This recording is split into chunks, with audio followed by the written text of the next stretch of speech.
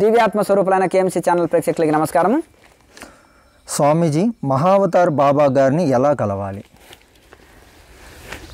ఇక్కడ ఏమైనా ఒక ఆఫీసులో ఉండే ఒక ఆఫీసర్ని కలవాలంటే దానికి మనము ఎలా అంటే ఒక విదేశాలు అమెరికా వెళ్ళాలనుకున్నాం అనుకోండి, దానికి ఏం కావాలి? వీసా కావాలి.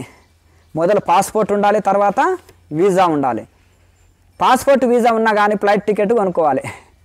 ఈ మూడు కావాలి. పాస్పోర్ట్ ఉండాలి, వీసా ఉండాలి, ఫ్లైట్ టికెట్ ఉండాలన్నమాట. ఇక కరెక్టు మనం టైం ప్రకారం ఆ ఫ్లైట్లో కూర్చొని వెళ్ళాలి. ఈ ప్రాసెస్ ఉంటుంది. అలాగే ఈ యొక్క భగవత్ అనుభూతి పొందాలంటే కూడా దానికి అర్హత ఉండాలి. మరి నేను కలెక్టర్ కావాలని కలలు కంటాం, మరి దానికి ఏ ఏ హోదా ఉండాలి? ఐఏఎస్ పాస్ కావాలి, దానికి ఎన్నో శిక్షణలు తీసుకోవాలి, ఎంతో కష్టపడి చదవాలి, దాంట్లో ఫస్ట్ ర్యాంకు సంపాదించుకోవాలి, మళ్ళీ ఇంటర్వ్యూలో కూడా మనం పాస్ కావాలి. ఇవన్నీ ఉంటాయన్నమాట. ఇవన్నీ ఒక ఉద్యోగం రావాలంటేనే ఇంత ప్రాసెస్ ఉంటుంది. అలాగే ఇప్పుడు ఒక కుండ మట్టి కుండగా తయారు కావాలంటే, రాయి శిల్పంగా కావాలంటే, కర్ర ఒక డోర్గా ఒక పరికరంగా కావాలంటే ఎంత ప్రాసెస్ ఉంటుందో, ఒక రా మెటీరియల్ విమానం బాడీలాగా తయారు కావాలంటే ఎంత ప్రాసెస్ ఉంటుందో, అలాగే మనం కూడా ఒక అజ్ఞాన స్థితిలో ఉండి వాళ్ళము దైవ దర్శనం పొందుకొని ఎన్లైటైన్మెంట్ పొందాలంటే అంత ప్రాసెస్ ఉంటుంది. ఎందుకంటే మన జ్ఞాననేత్రానికి పొర ఉంటుంది. కంటికి పొర వస్తే ఎవరు? డాక్టర్ ఆపరేషన్ చేస్తాడు. ఈ జ్ఞాననేత్రానికి, మూడో నేత్రానికి గురువు ఆపరేషన్ చేస్తాడు. అంటే గురువు ముద్రలు, అభ్యాసము, మార్గం చూపిస్తాడు. గూగుల్ మ్యాప్ శాస్త్రము, దాన్ని పట్టుకొని పోతే గమ్యాన్ని చేరుకుంటాం. గురువు కూడా ఒక మార్గదర్శకుడు. శాస్త్రం అనేది గూగుల్ మ్యాపు, పోయి వచ్చిన ఆయన గురువు. ఆ మార్గాన్ని చేరుకొని ఆ అనుభూతి పొందిన ఆయన గురువు మనకు ఆ మార్గాన్ని చెప్తాడు. కనుక శాస్త్రాన్ని, గురువుని అనుసరించి మనం పోవాలి. కనుక మన జ్ఞాననేత్రం మూయబడి ఉంది. జ్ఞాననేత్రం తెరుచుకుంటే మన ఇష్టమైన ఋషులని, ఇష్టమైన దేవి దేవతల్ని, ఇష్టమైన గురువులని దర్శనం చేసుకోవచ్చు. సాక్షాత్తు భగవంతుడిని దర్శనం చేసుకోవచ్చు. అక్కడ గురువు భగవంతుడు వేరు కాదు, ఒకటే. కనుక ఆ నిరాహార యోగులని, ఆ యొక్క హిమాలయ యోగులని, గొప్ప ఋషులను కూడా దర్శనం చేసుకోవాలన్నా తమోగుణస్తులకు భూత ప్రేత పిశాచాలు కళలోకి వచ్చి భయం కలిగిస్తాయి. రజోగుణస్తులకి లక్కీ లాటరీ తగిలినట్టు, ఉద్యోగం వచ్చినట్టు, కోటీశ్వరుడు అయినట్టు రకరకాలుగా పగటి కళల్లాగా వస్తుంటాయి. ఇక సత్వగుణస్తులకు దేవి దేవతలు, ఋషుల దర్శనాలు కళల్లో వస్తుంటాయి, ఆనందాన్ని కలిగిస్తాయి ఇవి. కనుక ఇంకా సాధన చేస్తుంటే స్వయంగా ధ్యాన స్థితిలోనే ఋషుల దర్శనం కలుగుతుంది. అందుకనే ఆజు ఆత్మ సూరజ్కో దేకా హే ఉస్మే మిల్నేకే బాకీ హే అంటారు లాయర్ మాసే. ఆత్మసూర్యుని దర్శనం చేసుకున్నా కానీ అందులో లయం అయ్యేది ఉంది ఇంకా అంటారు. అలాగే మనం కూడా మన కూటస్థ చైతన్యంలో ఇష్టమైన గురువుని, ఇష్టమైన దైవాన్ని దర్శనం చేసుకోవచ్చు. బాబాజీ మహారాజ్ అంటే మన కూటస్థ చైతన్యమే, మూడు మూరల శరీరం కాదు. కనుక మన కూటస్థ చైతన్యమే బాబాజీ స్వరూపం. జ్యోతిముద్ర బాగా వేయండి, ఆటోమేటిక్గా జ్యోతిముద్రలో మీకు జ్యోతి దర్శనం కలుగుతుంది. అందులో మన గురువైన ఇష్టమైన బాబాజీ మహారాజు కూడా దర్శనం జరుగుతుంది. కనుక ఎవరైతే జ్యోతిముద్ర పర్ఫెక్ట్ వేశారో ఆ జ్యోతిముద్రలో ఒక 2 నిమిషాలు లేదా 1 నిమిషము శ్వాసని బంధించి శ్వాసని ఆజ్ఞాచక్రంలో స్థిరంగా చేయాలి. జ్యోతిముద్రలో నవరంధ్రాలని లాగ్ చేస్తాం. కింద 2 రంధ్రాలు మలమూత్రాలని ఈ యొక్క సిద్ధాసనంలో లాగ్ చేస్తాము. పైన చేతివేల ద్వారా మిగతా రంధ్రాలని లాగ్ చేసి ఈ యొక్క దశమ ద్వారం తెరవాలి. ఈ 9 ద్వారాలని లాగ్ చేసి 10వ ద్వారం మోక్ష ద్వారం మూయబడి ఉంది. ఈ ఇంద్రియాలని లాగ్ చేస్తేనే దశమ ద్వారము మూసున్న రంధ్రము తెరవబడుతుంది. ఈ తెరిచున్న 9 రంధ్రాలేమో మూసివేయాలి. మూసున్న 10వ ద్వారం మాత్రం తెరవాలన్నమాట. దానికి జ్యోతిముద్ర, దశమ ద్వారం తెలుసుకున్నట్టు కోసం. ఇదే దశమ ద్వార సాధన అంటే చాలామంది మాది దశమ ద్వార సాధన అండి అంటారు. దశమ ద్వార సాధన అంటే షణ్ముఖి ముద్ర లేదా జ్యోతి ముద్రని దశమ ద్వార సాధన అంటారు. ఈ అజ్ఞానులకు ఎవరికి తెలియదు కానీ వాదిస్తారు, ఫైట్కి మాత్రం రెడీ ఉంటారు. మాది దశమ ద్వార సాధన అండి అంటారు. కానీ ముద్రలు చెప్పరు, ప్రాణాయామ చెప్పరు, గురు పరంపర ఉండదు. ఊరికే ఫేమస్ కోసం యూట్యూబ్ ముందరికి వస్తారు. రకరకాలుగా నాకు గురువు అవసరం లేదు, మీకు అందరికీ ఉపదేశాలు ఇస్తున్నా అంటారు. కనుక దశమ ద్వార సాధన అంటే జ్యోతిముద్ర సాధనని దశమ ద్వార సాధన అని వీళ్ళు కొత్త పేరు పెట్టారు. కానీ జ్యోతిముద్రని దశమ ద్వార సాధన అనవచ్చు. ఎందుకంటే దశమ ద్వారాన్ని ఓపెన్ చేసేది ఇదే. కనుక ఇప్పుడు అమెరికా పోవాలంటే ఏంటిదంటే వీసా ఇంపార్టెంట్ కదా. మరి వీసా ఉంటేనే అమెరికా పోగలుగుతారు. అలాగే జ్యోతిముద్రని జ్యోతి దర్శనం పొందాలంటే 10వ దశమ ద్వారం తెరవాలంటే ఈ యొక్క 9 రంధ్రాలని లాగ్ చేసేస్తేనే అప్పుడు ప్రాణశక్తిని దశమ ద్వారంలోకి పంపించగలుగుతాం, అక్కడ స్థిరం చేయగలుగుతాం. కనుక జ్యోతిముద్ర అనేది దశమ ద్వార సాధన అని చెప్పుకోవచ్చును. కనుక ఆ విధంగా మనకు ఇదవుతుంది. కనుక ప్రతి ఒక్కరం కూడా మన ఇష్టమైన గురు మహారాజు బాబాజీ మహారాజుని తప్పక శరణాగతితోటి ప్రార్థన చేత శరణాగతి చేత మనం ప్రాణాయామ అభ్యాసం చేత వైరాగ్యం చేత ఆహార నియమాల చేత ఆసన సిద్ధి చేత నాడి మండల శుద్ధి చేసుకొని నిరంతర ధ్యానం చేసి వైరాగ్యంతోటి శరణాగతితోటి ప్రార్థన చేసుకుంటే ఇష్టమైన గురువుల దర్శనం తప్పకుండా, ఇష్టమైన ఋషుల దర్శనము, దైవ దర్శనము తప్పకుండా జరుగుతుంది. ఆ జ్యోతిముద్రలో మాత్రము ఈ కూటస్థ చైతన్యాన్ని దర్శిస్తున్నారంటే అది బాబాజీ స్వరూపమే అని క్రియాయోగులు గమనించండి. నెక్స్ట్, స్వామి డే టైంలో పనులు చేస్తూ ధ్యాన స్థితిలో ఎలా ఉండాలి? వర్క్స్ లేదా జాబ్స్ లాంటివి చేస్తూ నిత్యం ధ్యాన స్థితిని ఎలా కొనసాగించాలి? ఇక్కడ చూడండి, మనము 3 అవతారాలు ఎత్తున్నాము. ధ్యానం చేసేటప్పుడు యోగిలాక కూర్చుంటున్నాం పద్మాసనంలో, సిద్ధాసనంలో. తినేటప్పుడు భోగిలాక కంట్రోల్ లేకుండా తింటున్నారు. పడుకునేటప్పుడు శవంలాక కంట్రోల్ తప్పి పడుకుంటున్నారు. ఇలా కాదు, 3 అవతారాలు ఎత్తకూడదు. సతతం యోగి అంటుంది భగవద్గీత. సతతం యోగి అంటే ధ్యానం చేసేటప్పుడు యోగిలాకనే కూర్చో, తినేటప్పుడు కూడా యోగిలాకనే వివేకంతో మితాహారం తిను, తినదగిందే తిను, తినకూడదు వదిలేసేయి. అలాగే పడుకునేటప్పుడు కూడా యోగిలాక వన్ సైడ్ పడుకో, కుడివైపు పడుకుంటాం అనుకో ఎడమ రంధ్రము నడుస్తుంటుంది. అదే ఎడమవైపు తిరిగి పడుకున్నాం అనుకో కుడి ద్వారం నడుస్తుంది.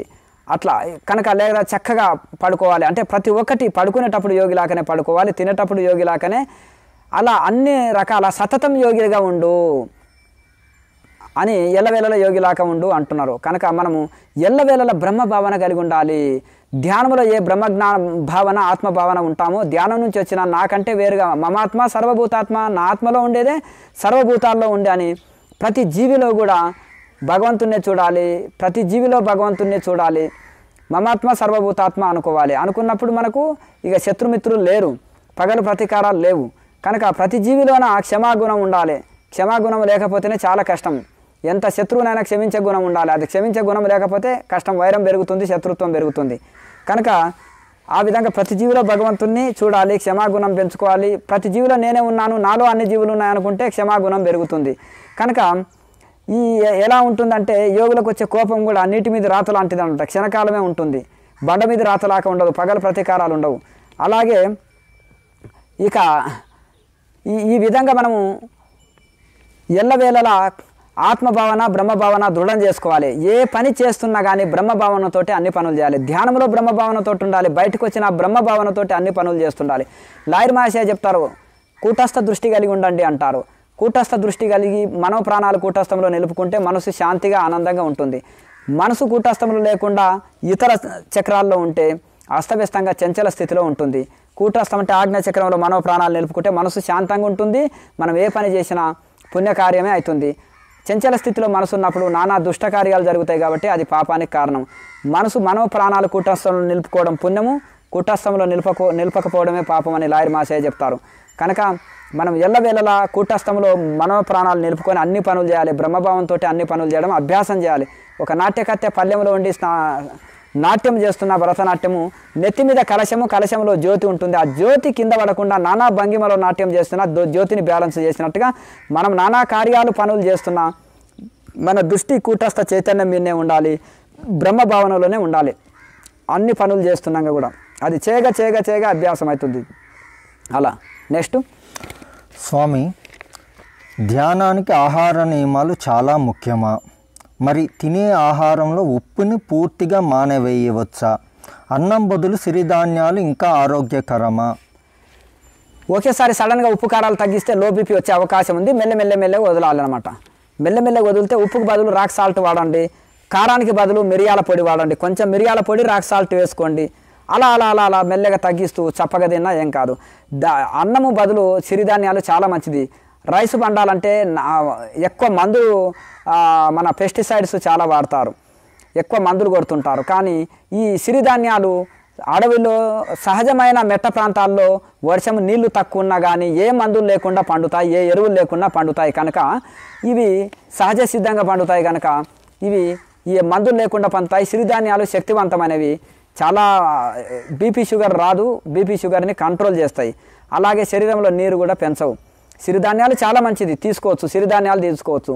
ఉప్పు కారాల బదులు సైంధవ లవణము, మిరియాల పొడిని, మిరియాల పొడి కారం ఉంటుంది, సైంధవ లవణం అంటే అది కూడా ఉప్పే కానీ రాతి ఉప్పు, రాక్ సాల్ట్ అంటారు. అట్లా ఈ విధంగా దాన్ని వాడవచ్చు.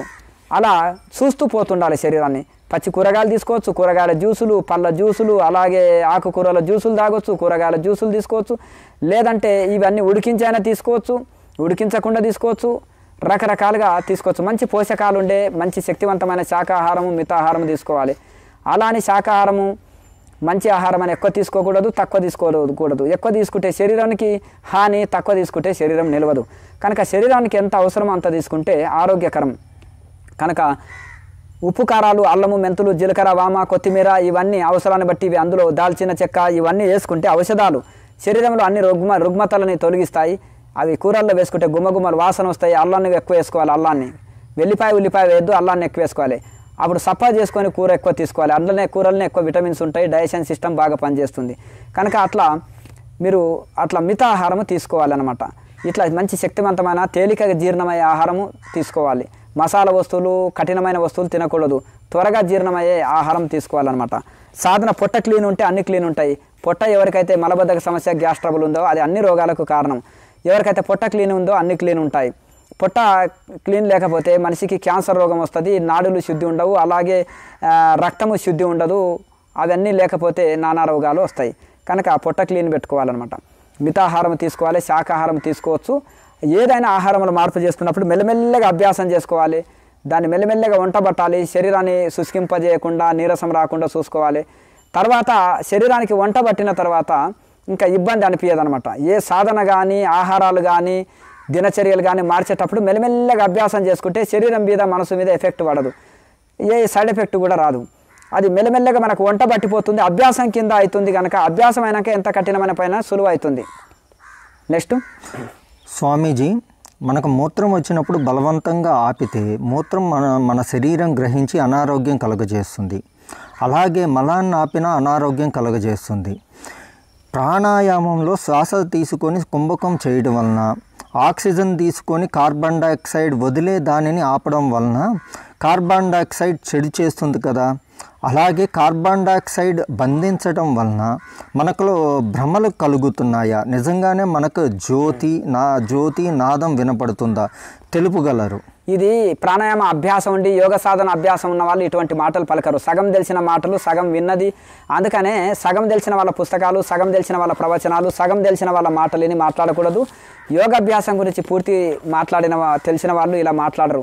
దాని గురించి తెలియని వాళ్ళకి అన్ని అపోహలు ఉంటాయి. అయితే ఇక్కడ మనకు ఏదైతే ఈ యొక్క ప్రాణాయామం ఉందో రెండు రకాలు ఉంటుంది. ఒకటి ముక్కు నుంచి తక్కువ తీసుకొని తక్కువ వదులుతాము, దీర్ఘ శ్వాసక్రియను తీసుకొని కుంభకం లేకుండా దీర్ఘ శ్వాసక్రియని వదిలే ప్రాసక్తి అనేది ఒకటి ఉంటుంది, ప్రాసెస్ ఒకటి ఉంటుంది. అలాగే ఇంకొకటి తీసుకున్న శ్వాసని శక్తి కొలది బంధించి మళ్ళీ ఎక్కువసేపు తీసుకొని ఎక్కువసేపు వదులుతాము. తీసుకున్నవి శక్తి కొలది బంధించడం అనేది అది ఒక ప్రాసెస్ ప్రాణాయామ. ఈ రెండు కూడా శ్రేయస్కరమే. కానీ లోపల బంధించేది కొంత అపాయంతో కూడుకున్నది, అది కరెక్ట్ చేయకపోతే హాని.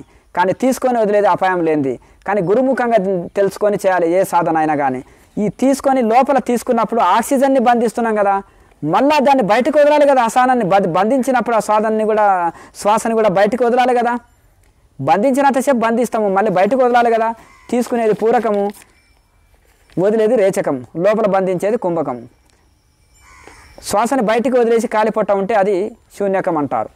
కానీ లోపల బంధించినప్పుడు కుంభకం చేస్తాం. కుంభకం దేని చేస్తున్నాం? లోపల ఆక్సిజన్ని తీసుకున్నాం కదా, తీసుకున్న వాయువుని ఆక్సిజన్ని లోపల బంధిస్తాం. మళ్ళీ వదిలినప్పుడు లోపల మొత్తం క్లీన్ అయ్యి మళ్ళీ బయటకు వదిలేదాన్ని అది కార్బన్ డైఆక్సైడ్ కదా.